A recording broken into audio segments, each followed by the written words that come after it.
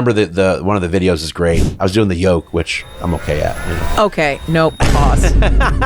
So he's a world record holder for the yoke. Yeah, that was at America's Strongest Man one year. Yeah. I got to beat the man that was always considered the fastest in the world with Nick Best. So Sorry, you bested Nick Best. I did best Nick Best. Sorry, Nick. I also tell people like Clint, for example. Yeah. You know, he's getting stronger. He's like, oh, I could push for more weight today. I'm like, no, follow what it says, because there's no reason to fill the glass all the way up when the following week we're going to do a little more. Would you say that's more of like accumulation of fatigue? It's always safe to save a little bit during training. I tell these guys, like, you're not getting a check for $1 million today if you win. I mean, yeah, you're going to get a trophy that says Massachusetts Strongest Man or, Florida Strongest Man. I've got plenty of those in my house. Guys, have fun with the sport. Treat it like it's fun. Do I really have to do cardio? No. How do we know if I'm overtraining? Okay, ready? Should I cut weight in competition? How much protein am I supposed to always? Is it ironic that a podcast about Strongman is hosted by a woman? I think that's kind of the point. Wait. What?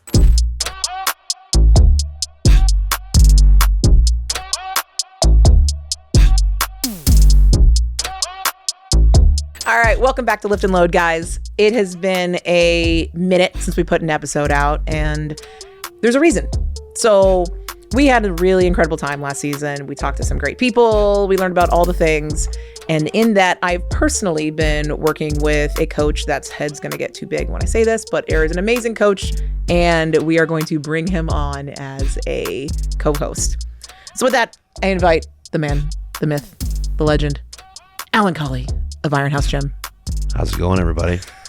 Thanks for that huge intro. I know. I won't be able to fit through the door anymore. Barely do anyways. Oh, I'm not that big-headed yet. So Alan is coming in as a co-host. So for this first step, not actually, I'm going to pause. He's coming in as a co-host. He is also coming in as now the third member of Strongman Institute. So as you guys are aware, Strongman Institute is everything from a online Discord to merch to athlete resources, and we wanted to expand it. So Lift and Load is officially part of SMI, and Alan is officially a part of SMI. Yeah, buddy. So he better keep liking me, because if not, my programming will suck. No, never. Nah. So with that, Alan, I wanted to kind of take a second to see, because I know the gist of you, but we only started working together in January, officially. Yeah, January. And you didn't like me at first. No, I wouldn't say that. And we won't name names, but there is a story. I like everybody when I get to know you. There was some skepticism. So yeah, of course. There's always skepticism. Yeah, we, for those, and I haven't talked a lot about this in general. So I was shopping around for different coaches, and Alan, who Iron House is what, 11 years? Yeah, 11 years. Yeah. 11 years. September will be 12. That's wild. We're doing a party for that. Oh yeah, huge party. That's gonna be blowout. good. Yeah. Is that why you wanted the disco ball? Pool party, cocaine, all of it. Stuff. Hookers. Yes, absolutely. Love that. Yeah. I had heard you were coming to town, I think by like December, just because I coached some CrossFitters, and Iron House now in Mineola, which is great for me. It's like 2 minutes from my house, is right next to Claremont CrossFit. And you were getting some bays over. Yes. And I heard you were coming to town, and I DM'd you, and I was like, hey, like, let me, like, welcome. Let me know if you need help. I am being genuine here. And I get an, okay. Who are you? Yeah. Well, you knew me, kind of. You knew of me. That's how I will say, no matter how many people will message me, or if they message me big, long books of like life stories, this and that, my response to them is, okay. Okay. But, that's just how I am. Yep. Or I'll give the thumbs up or something. But like, I like to talk in person better. Yeah. But no, I mean, it's all good. I welcome you with open arms. Everybody. You did. I did. Yeah. DJ and I came, and we were like, hey, like, we're looking for a gym. We're looking for a coach. And you're sitting here like this like arms crossed. And you go, all right, well, I want to tell you that SMI stuff stays out of here. I did say that. I mean, honestly, though, what got me that is, so I knew I wanted you as a coach. And I want to dig into this because like your history as a coach is genuinely great. Like, no, this is me not even gassing up his ego. Like, I'm a coach. I've worked with coaches across various sports. You are the best I've worked with. Oh, well, thank you. Anytime. And I had a feeling that, but it was myself, DJ, and my wife, Chelsea. And Alan because coaching sometimes, money's fine, but we do it because we love it, not because we're going to get rich. You work at a club as a bouncer. I do. Lito's Cabaret, Cocoa Beach. Stop by. Day shifts. It starts at noon. God. It's so Till 2 a.m. That sounds terrible, man. And like we're all standing there and we're talking and you're still like this. And you're like, you're not being mean. You're not being disrespectful in any way. And I'll give you full credit. But it was like, I think a healthy skepticism given the situation. Sure. And God bless Chelsea, who we're talking about, you were in the club. And she goes, hold on, are you a stripper? I was like, only on Sundays. Only on Sundays. But you cracked. Like you looked at her like, oh, my sweet child. And I was like, all right, this is going to work. I will say your wife, Chelsea, has a special place in my heart. Yes, as she should. She grew on me real quick. Yeah. And I think that moment of, you cracked completely. Oh, yeah. Like, She does. I will say, like, sometimes I'll be in the gym and we're sitting there training and she'll just do something. I'm like, God, you're great. I don't let her be near me when I'm doing any kind of overhead because she's going to make me laugh. Like I will die. Well, then she jumps in all everybody's training videos. Oh yeah, she photobomb me really good this dance weekend. Moves. Yeah, her and Nieves did. I know. They got you good. But yeah, so that's how. And then we started working together in January, and I think my insufferable charm won you over. Oh yeah, people grow on me. It happens. Everybody that has come over since since I started the new chapter over in Mineola. They're great people. You know, you guys started something. With SMI before me. BA before Alan. Yeah, and you're building that community, which is what I mean. Strength sports is a community, not just strongman. Powerlifting, strongman, bodybuilding if you want. Yeah. Anything with lifting. Highland Games. All that stuff. That's a big community, and it's it starts with one and then it grows. So it's like you guys did a good job. Yeah, it's been fun. Yeah. We've had a good run. Excited to see where it continues to grow. Know. Well, you're already chaotic when it comes to plant the seed, watch the village grow. It's been a great ride. And when we were talking about the podcast, one day Alan was like, if you need a co-host, I won't say no. And I was like, got him. Yeah, let's go. Oh, yeah, I'm first person to ask me. Heck yeah, I'll do it. Heck sure. Yeah. Well, then I looped him in, and I was like, hey, you're doing all of them, which is fine. Yeah, I got nothing better to do. I'd love to know more about you, your background. How did you get into Strongman? How did Iron House happen? Because there's some lore of you've been throwing shows for 18 years. You've been a gym owner for 10. You've been coaching longer. I would say it all started with this beautiful woman named Kathy Colley, which is my mother, a glisten in her eye. And she said, when I had my son, Alan, I broke the mold. Don't you have a brother? I do have a brother. Yes. Older brother. He lives in Michigan. I am from Ohio. Was born and raised in Ohio, North Canton, Ohio. If anybody wants a little education on North Canton, it is north of Canton, which Canton is home to the Football Hall of Fame. If you ever want to go, destination, wedding, Football Hall of Fame, Canton, Ohio. And so when I was always active, played football. I was a big kid. I was a hefty kid. Shocking. Yeah, I know, right? So I played football, like grade school, middle school. Took a year off. Didn't play like freshman ball. Then played high school ball. So I always had like that lifting in football, strength sports, that kind of thing with that. But I actually worked at the YMCA in North Canton. It was the best like 10 years I've ever had when working as like a part-time guy. I worked at the gym. I opened it up every day at 4:00 in the morning. Did that for 10 years. That's awful. Even through high school, through college, it was a good education for me because I got to meet the men that built North Canton. All your CEOs of the companies, the mayor was there. At the Y? Yeah, that's cool. In the morning, they worked out in the morning. Yeah. So there was this thing called the athletic club, and they got their towels and like their bags, and I'd be hanging their gym clothes up and this and that, and they ask me how school's going, how's football, what's next, like, oh, you need help with something, I got you. Like it was very cool to like get that like on the job training to actually like, because there's a lot of business guys there too. And I'm always like, oh, I'd like to have my own business one day. I like to have a gym because I worked in a gym. And I was like, this has always been cool. This is always what I wanted to do. And I enjoyed the gym atmosphere. I don't mind sitting in a gym all day long. Oh yeah, it's fine with me. Like I'm cool with it. I can do it. But it's like I got like that on the job training, meeting people, shaking hands, kissing babies, that kind of thing with those guys, because they were the men that taught me how to be personal, how to ask questions about business, how to ask about codes and things for buildings and stuff. So it was cool. And then the guy that ran the YMCA was the not the whole YMCA, the athletic department. His name was Judd Logan. Judd Logan is like North Canton's like the family. There's so many Logans in North Canton, but he was an Olympic hammer thrower. So Judd would bring in lifters that would train with him, and he would coach that were going to the Olympics. That's dope. Like literally see like little dudes like power cleaning 300-400 pounds over, like just, it was amazing to watch. Plus Judd would let me put weights on the bar, tell me how to, like, why we're doing such and such on this day and that day. And it was like, this is free education. Yeah. And it was great. Oh, you couldn't pay for that kind of education. It was great. And I remember when he brought these two girls in to the gym one day. One of the girls' name was, they called her Ro, and she was a shot put hammer thrower from Ashland College.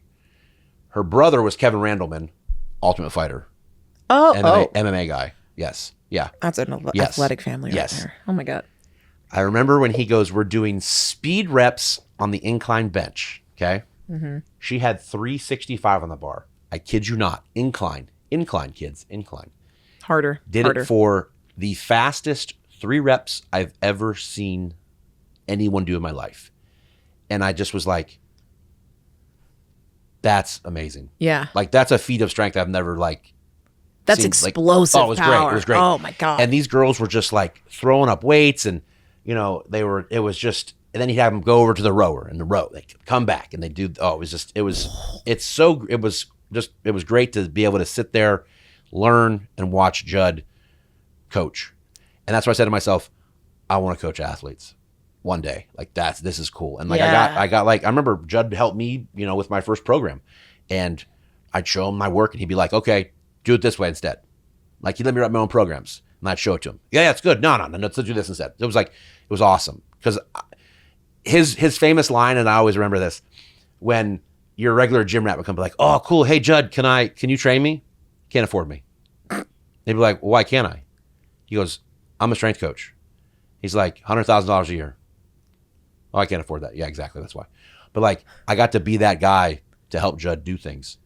And it was just, it was awesome. It was just so cool. And that's like when it sparked, like, yeah, I like this. This is what I like to see. Yeah. Like to do. And then Judd went on and became the track coach for Ashland after the Y. Multiple national championships in track and field with his people. He produced a lot of Olympic athletes as well. Like Sornex, like the company always had them, the equipment company always had Judd to talk, come in and talk. And, just Judd was just an amazing coach. Died of cancer a couple years ago. Great dude. I really enjoyed, I was sad I couldn't go back for the funeral, but like, he was a great man and he helped me out a lot on just hard work pays off. Yeah. And it shows. It might not be today, it might be tomorrow, but it will show and will happen. And so what you're also saying is that Iron House gym programming is Olympic caliber. Well, I mean, yeah, I'm not producing Olympic athletes yet, but I mean, it's. Well, it's because you're doing a sport that doesn't have Olympic athletes. True. But yes, I learned from a very smart man. Yeah. On how to program and train, and how to be good with people. And so when it comes to coaching and whatnot, you're doing this while you're also being an athlete. Yes. So you are a professional strongman. Yes. You have been one for how many years? Oh, since 2015, I believe. I got my 2015. Okay. I got my pro card at Nationals in Reno. I beat all the heavyweights, super heavyweights, and I'm a national champion. I thought you were a lightweight. No. Are you not a lightweight? No, there's no one class. Heavyweight class. Welcome to the jungle. But no, I won that. There was 78 guys in my class. Nationals are huge. There was like, I think 250 55 competitors altogether that year. Really great venue. We were on the street of Reno next to the casino, and it was like, that rhymed. But yeah, that was where I got my pro card. I remember the one of the videos is great. I was doing the yoke, which I'm okay at, you know. Okay, no, pause. Pause. Alan you currently do you still have it? I believe so, yeah. I did 980 for 80 feet. I did it in 10 seconds flat. So he's a world record holder for the yoke. And for those of you that don't know, the yoke is essentially the big H frame that we put on our back, get smushed, and run with it. He runs with nearly 1,000 pounds then. Yeah. Really fast. Yeah, that was at America's Strongest Man one year. Yeah. I got to beat the man that was always considered the fastest in the world, was Nick Best. Smoked him. So Sorry, you bested Nick Best. I did Sorry, best Nick Best. Sorry, Nick. But yeah, I remember this. Somebody videoed this was great. Like as I was running, the battle axe, Mike De La Pava, he was videoing it, and he's like, "Yeah, baby," and you hear this person say, "Holy Jesus!" Like is how fast I was going. I mean, you run, man. Yeah, I move pretty good. I mean, I'm getting a little. The only time I see you run is under a yoke. Yeah, I don't see you run otherwise. What's crazy is people are like, "Oh, I'll beat you in a foot race." I'm actually pretty quick. I just don't want to pull a hamstring. Well, you played football. I did. Yeah. Yes, yeah. What position? I was an offensive tackle. Yeah. I was an offensive tackle. I wasn't that tall, but I was good. And I was 400 pounds in high school. Oh my God. Yeah, I was a big boy. That's bigger than now. Yeah, I was bigger than, yeah. Jesus Christ. Now, do you feel like you moved faster at that weight? Like, did it convert to explosive power? Oh, yeah, I was explosive. That's crazy. Oh, yeah, I still have the best squat in high school. I think I did like 650 for a set of 8 at my high school, like my senior year. And I still hold that rep record we did.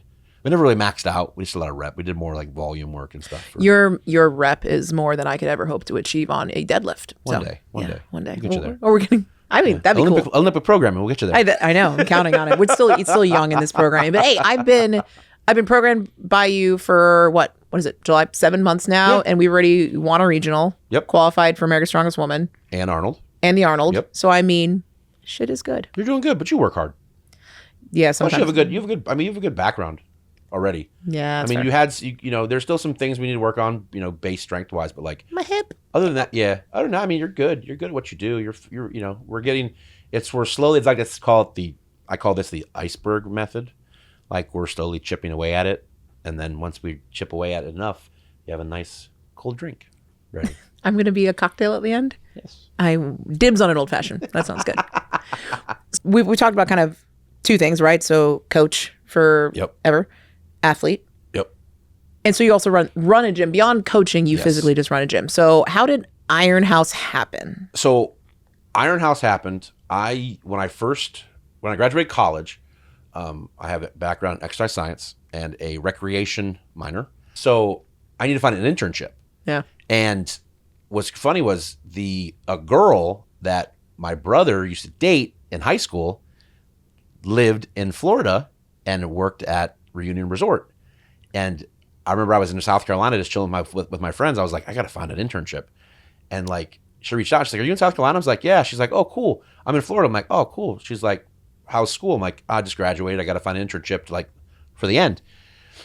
And she goes, well, I run the recreation department in Reunion, Florida. And did you know what Reunion was at the time? I did not. Because that's a big deal. Yeah, I didn't know what it was like the golf courses it had, like the houses it had and stuff like that.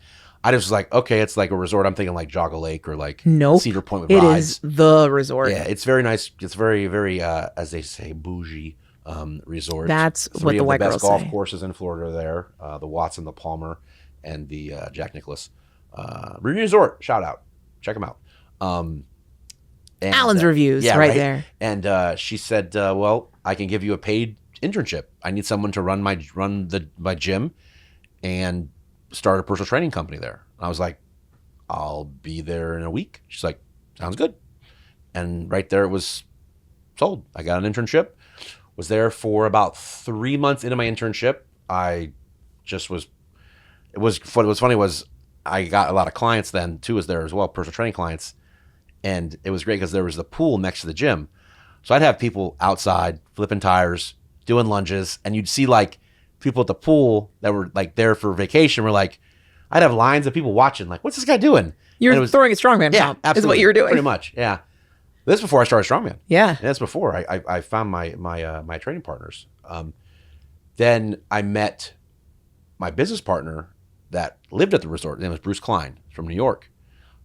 He wanted to open up an Anytime Fitness. So I was like, right. This area needs a gym. There's no gym in the area. And he's like, you want to do it? I'm like, I don't have any money. He's like, you don't need it. You can be a working partner. All right. Sign me up. I worked a lot of hours, but it was worth it because Bruce is another smart man in my life that, knew business. And I learned a lot of what I use for the Iron House now, like as a part of that. Because I ran that Anytime Fitness for 14 years. Yeah. You've got one of your shirts framed. Yes. Well, that's signed by Don Shula. Oh. Because I love steak, good steak. And I eat at Shula Steakhouse at least once a month when I get there. And he was there one night and I was like, Coach. He's like, did you play for me? I'm like, nope. No, but I'd love to have you sign this. And I had nothing. I was like, when I got in the car, oh, sure, Anytime Fitness, perfect, sign it, cool. But yeah. That's cool. Yeah. So I ran that. And then about 3 years in to running the Anytime Fitness, there was a spot in that same complex that was for lease. And we would always do like some train. He's like, do you want to open up your own like strength facility downstairs? Because the Anytime Fitness is upstairs. I'm like, yeah, sure. And you got lucky because a lot of business owners wouldn't know, that they wouldn't have wanted to compete. Bruce was very cool with like things I wanted to do. That's cool. And he would if I needed to go compete, he'd be like, good, go. Like, do it. Awesome. Have fun. Yeah. And it was nice to have, I could say Bruce is like my father. Yeah. He's been there for me he still is there for me. If I have a question, if I need something, I talk to him, I call him, I ask him his advice, and he's never not answered the phone, a text message, or anything. He also has 3 other kids of his own. So it's like his family brought me in. It's very cool of how he helped me and kind of raised me as well when I moved here. That's awesome. And so that's over in, all of this was in essentially Davenport. Yeah. I had 850 square feet. That's like this room. And I had I'm talking a lot of equipment in 850 square feet. Let's talk about you and equipment, Alan. So so Alan has a hoarding problem and it's great for his athletes, but you were in that 850 square foot room for 11 years. Yes. And you're now in a 35-ish 100 square foot warehouse. We have 3 bays. Yes. And you have equipment that you've been having in storage this entire time, that there's brand new equipment in Iron House Mineola that has never seen the light of day because he's been buying it for 11 years without a place to put it. So you had how many storage units? 7, around 7. That's a lot. Yeah, I had 7 at the time. Plus friends in their garages and, I still have some of my equipment down at Scott Lamb's gym, Vanilla Gorilla. Shout out. Athletics. Stop by. It's in Lakeland, Florida. But yeah, I have some stuff there at his place still too that, I'm going to probably bring up soon. But I had literally 7 storage units. Because you just kept buying stuff. I did. There was like a squirrel. I was just nestling away for winter. But William Strength up in South Carolina. Shout out William Strength. I bought a lot of stuff from them. They gave me like a deal, like as long as I would pick it up. Yeah. That saves money on shipping. It's only a 6-hour drive. I didn't mind it because I got it. Plus, I got to go watch guys weld strength equipment. Yeah, it was cool as heck. That's actually cool. It was great. And I just would be like, I call my buddy Will that works there. I'd be like, Will, I want that. How much? He'd tell me a price, and I'd be like, okay. And I'd start just putting money away, and I'd be like, I got it. Build it. He'd build it, and then I go get it. Well, it's awesome now, but yes. I feel like that was a pretty big, I'd say, investment in faith that you would have the place that you have today to put all the things. Yes, I've always wanted, since I opened up the Iron House, the Iron House 1. I've always wanted something bigger because I follow a lot of guys on Instagram or I've also competed with a lot of guys on that I follow on Instagram like Eric Dawson, Titan Barbell. He's got a great facility. 5,000 square feet. And I've always watched those guys do they're training inside and then all their stuff. I'm like, oh, that's so cool. And Matt Mills up in Connecticut, he's got 30,000 square feet of strongman. Yeah, it's awesome. It's so cool. But just to see that, I'm always like, yes, I want to get bigger. I might as well start now getting stuff because you also see a lot of gyms that do these huge leases on equipment. Mm-hmm. And they got to pay this huge nut every month. And if you don't, you're going to lose it, So I always said to myself, everything in the Iron House is bought and paid for by me. It's true. No one has any equipment in there that's not. Everything's mine in there. I own it all. For one more month, and then I'll have some sandbags. Well, yes, yeah. I'm bringing my studio into Iron House, and I'm thrilled because I'm consolidating my whole life, and I can't wait. We'll have fun. It's gonna be really cool. I mean, all I'm really bringing that you don't have is stuff that you haven't needed to have, because I coach a lot of teens, so I have like a 50-pound sandbag and lighter Valor They make log. a 50-pound sandbag? They do a itty bitty. It's like that big. Oh. It's really. It looks like a throwing bag. Cute. Basically, it's what our teens used at Orlando's, but it's. It's really cool. Like, I tell people about it. Like, I'm talking to the boathouse right now because I'm talking about bringing more of the youth rowers there and getting a program. I'm like, guys, I want you to imagine a D1 facility. That's the way that I've been describing it.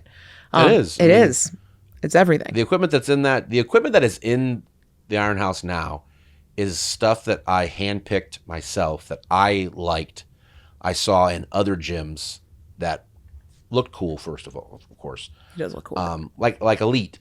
Up in Ohio, like I based a lot of stuff because William Strength makes equipment for Elite. If they had it, I have to have it. Yeah. And that's how it goes. Like even Strongman stuff. I've got doubles and triples of yokes. I've got doubles and triples of dumbbells. I've got doubles and triples of logs. It's like, I host a lot of shows. So I got to have enough for 3 to 4 lanes. Yeah. Might as well get it. So I have it. So Florida Strongest has been running for 18 years now. Longer than that. Yeah. I actually took it over from the old state chair of Florida, Tom Mitchell, who lived in St. Pete. Great man. Strong. Holy cow. Back-to-back Masters, national champion. Just your big, dude. Strongman. Big strongman. Big strongman, but nice. Yeah. And he was a religious man too. Cool. And if you said one nasty word, Tom lets you know. At all, not like any curse word. Even GD. I would be in so much trouble with this man. He lets you know. And it was pack your bag and get out of here. Oh no. But you know what? That's great. I love it. To me, I still think you need to have that aspect at a competition because there are children there. That's true. And that's our future. Yeah. And, we don't need some kid learning a swear word from my strongman. That, and, yes. That's actually a really good point, because sometimes that hothead, and I'm going to stereotype a little bit, the dude, right? Like the testosterone ridden, swearing, screaming dude dropping. It makes me think of South Carolina Strongest. Remember they were yelling at the open men because they all could the service dumbbell. They were just slamming them on the ground, and to the point that the meet director was like, "I'm gonna kick your asses out." Yep. And it's something that, if we're really trying to grow the sport, and here's the thing, strongman's fun. Kids are going to come, families are going to come. So I respect that. I wouldn't be doing it anymore. Yeah, right. That's a good point. I'm trying to think if I curse at shows. I'm happy at shows. I have fun. Shows are fun. Yeah, you don't have to get all as long as it runs smooth. That's fair. Then you just curse under your breath. But yours do run smooth. I try. I have a great team. I get a lot of volunteers. Thank you, by the way, out there that help out, and I've met over the years. And, I keep on building my team with more people to help out shows because they're the backbone of the show. 100%. Yeah. Oh, we can't do anything without the volunteers. I actually, earlier today, Clint texted me. He was like, hey, Steve and I were talking. Do you guys need volunteers for OSG? And I was like, I know they will. Absolutely. 100%. And those are your athletes that you coach, right? So one thing I've noticed that if an athlete isn't competing, they're probably helping volunteering. 100%. Yeah. 100%. No, that's huge. 100%. So let's say you got a brand new athlete that comes into you, how do you figure that out? Do you have like a pseudo cookie cutter until you get some feedback, or? What I do is with them, I do more of like a linear periodization. Mm-hmm. If they've never squatted before, I'll start them on a box. Right. For sure. To make I saw you had Chelsea do that. Yes. To get the mechanics down. And then after a couple weeks with the box, then we'll try to do like I always do, start with the bar. If you can't move the bar right, you're back to the box. Right. That's how it goes. And I don't let people add weight to the bar until I know they can squat. Because I remember back in the day, Judd, he'd be at the YMCA watching guys squat, and he'd be like, nope, take the bar off, just do the bar.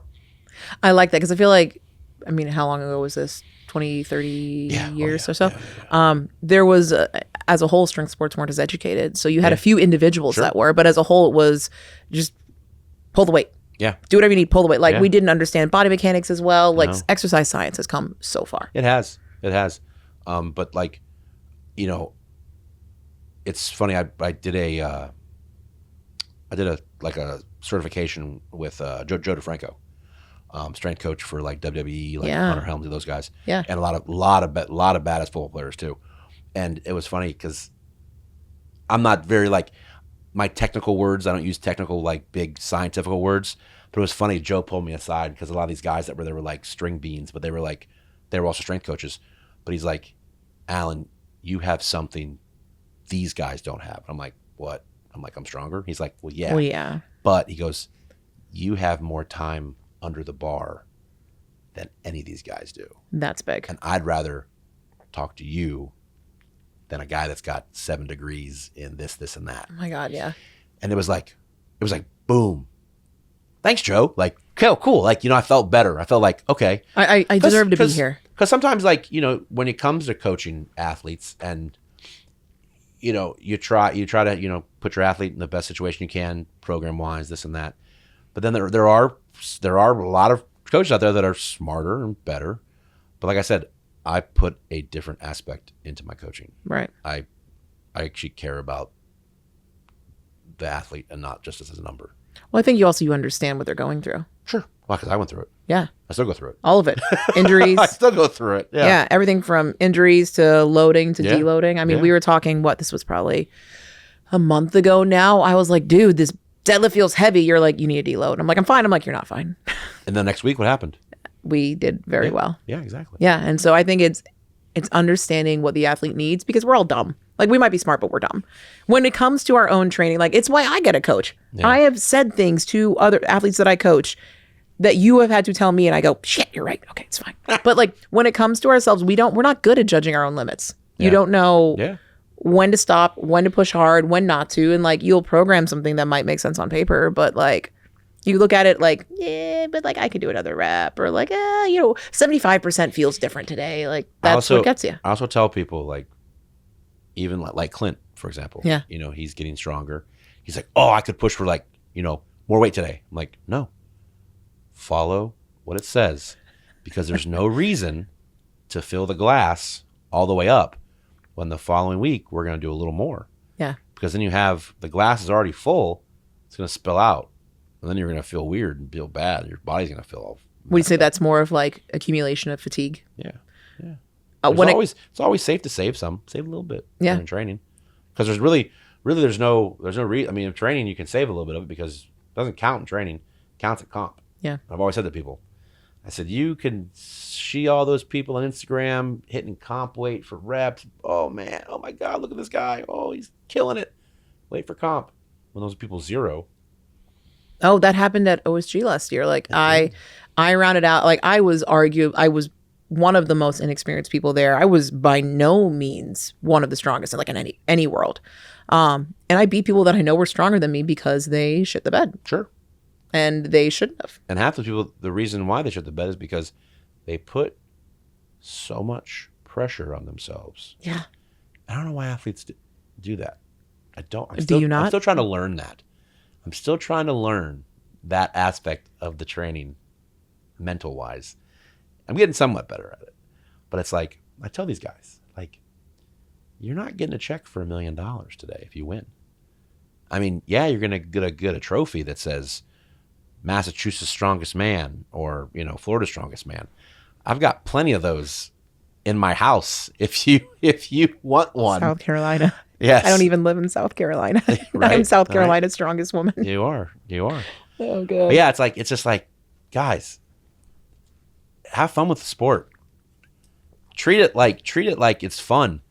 And don't even, like when I won my pro card, I remember my buddy that was there that day, one of the guys I trained with. It was John Adams. He was like, don't worry about the scores.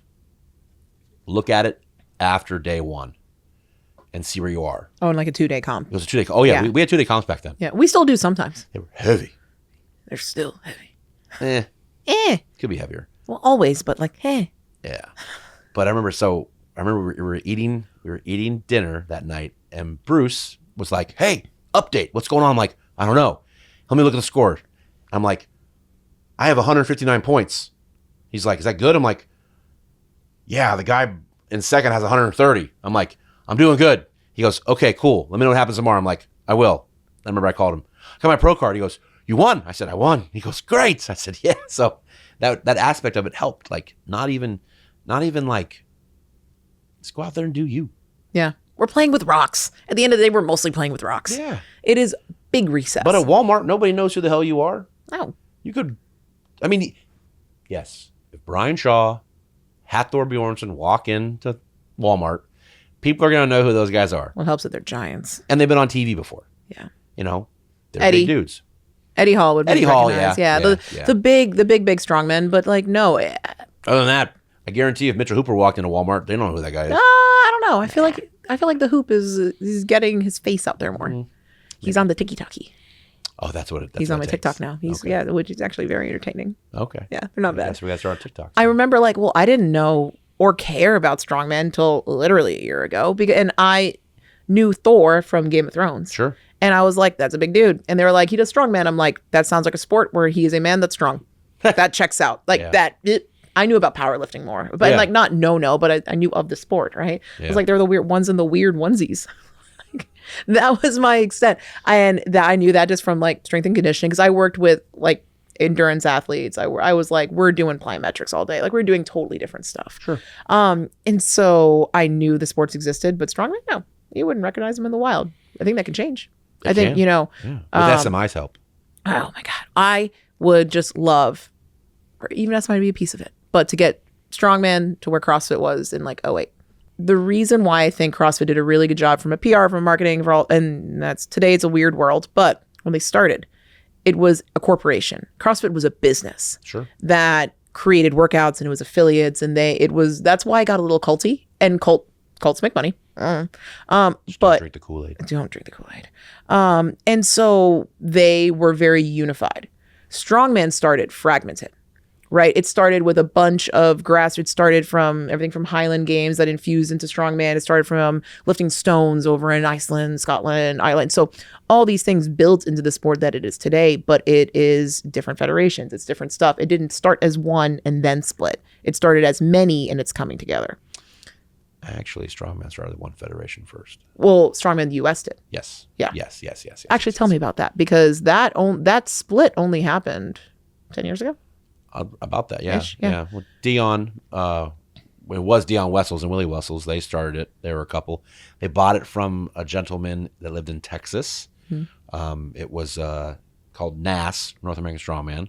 And I'll preface that we're talking about the federations that is Strongman, not the sport of Strongman. Yeah. But I'd say the corporation side of Strongman. Yeah. Okay, go on. NAS started, and then, it went on, and then Dion and Willie split. Dion kept NAS, and she started Strongman Corporation then. And then Willie started, which was funny. He said he wasn't going to start his own federation. They always do. And as soon as the non-compete, I think the day after the non-compete happened, boom, USS Strongman. United States Strongman. Yeah. So that's how the two federations happened. Yeah. They were both, they both are run by the two people that started, but kind of paved the way for Strongman in the United States. Right. But Dion no longer has Strongman Corp. No, James Deffenbaugh bought Strongman Corp from Dion. 2 years ago, something like that? Well, almost a year now. I think he's had it. Because I've only ever known of James, and I'm a year in, so that's why I never knew about Dion. He's had it. Yeah. And there's other feds. So there's PSL, which is that's right, Pro Strongman League. Yeah, I don't know who those guys are. That's Tyler, and so they actually just had they throw some cool shows. They just had Baltimore. Tyler, yeah, he bought it from Anthony Furman. It was Clash at first. That was it. And he bought it from Furman. They bought Clash off of Furman and turned it to PSL. And then there's Natural Strongman.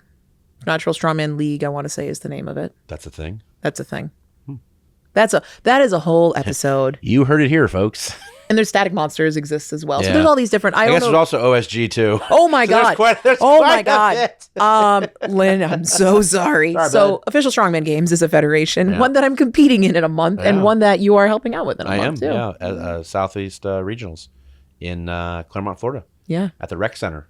Yep. With my boy Barefoot John. It's his government name. It is. It's not. And Sam the dog. Sam is the real reason why I'm competing. I'm just doing it to get a chance of seeing Again, for Sam. the pets. But yeah, so OSG will be, and that's the Florida qualifier, which is the only Southeast qualifier, right? Yeah. And so that'll be big, and then that's a qualifier for any athletes, and then if they do well, they go to Worlds. Yep. And it's been announced it'll be in Arlington, Texas in November. Wow. The week before Thanksgiving, and I'm happy about that because last year you can eat. it was after. Yeah. That hurt. Oof. Yeah. Oof. Oofed. Oof. DJ, that was for you. So, with that, thank you, sir. You're welcome. There will be many more. Check Join us back. next week. Next week. Next week. Yeah. Booyah. And with that, oh, hey, so do you know my, lock in, lift heavy, load up? Nope. Okay. So, Did you lock in, lift heavy? What do you do? and then load up. That's it. Load up. And then normally, a thing to say. When I first did, one with Lauren, I ended with, we're getting waffles. We're getting waffles? We're getting waffles. Okay. I'll see you guys next week. And with that, make good choices. Deuces. Alan Colley.